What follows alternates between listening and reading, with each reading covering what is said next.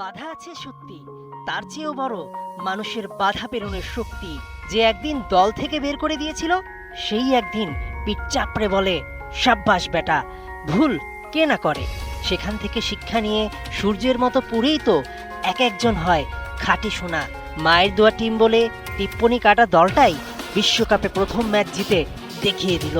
সত্যিই তো, রিয়াদ হৃদয়দের মাথার উপর শুধু মায়ের দোয়া কেন, সারা দেশের মানুষের দোয়া ছিল। ওরা 11 জন জিতলেই যে জিতে যায় পুরো দেশ।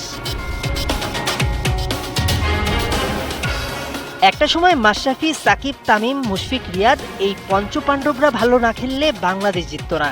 এখন ভরসা রাখতে হয় শান্ত, তাসকিন, মোস্তাফিজ, হৃদয়দের উপর। শ্রীলঙ্কার বিপক্ষে তৌহিদ হৃদয়ের 40, রিশাদের ম্যাচ সেরা হওয়াটাই তার প্রমাণ। সাম্প্রতিক সময়ে বাংলাদেশের বড় প্রতিপক্ষ হয়ে ওঠা লঙ্কানদের মুখে তালা। তরুণরাই জেতাচ্ছে দেশ, তাদের ওপর ছায়া হয়ে আছেন সাকিব, রিয়াদের মতো সিনিয়র ক্যাম্পেইনাররা। দলের মধ্যে কোনো বিভক্তি নয়, বরং টিম বন্ডিং জোরালো হলে এই বাংলাদেশ সব কিছু করতে জানে।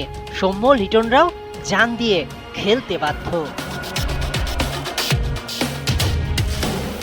বাংলাদেশের সামনে আর 3টা ম্যাচ, সাউথ আফ্রিকা, নেদারল্যান্ডস ও নেপাল। ইতিহাস বলে বাংলাদেশ কোনো আসর জয় দিয়ে শুরু করলে সেই আসরে ভালো কিছু হয়। বাংলাদেশের মতো ক্রিকেট পাগল ফ্যান বেজ আপনি খুব কম দেশেই পাবেন। ক্রিকেটে সবসময় পারফরমেন্সই শেষ কথা নয়, বরং ভাগ্য, দোয়া এসবও লাগে।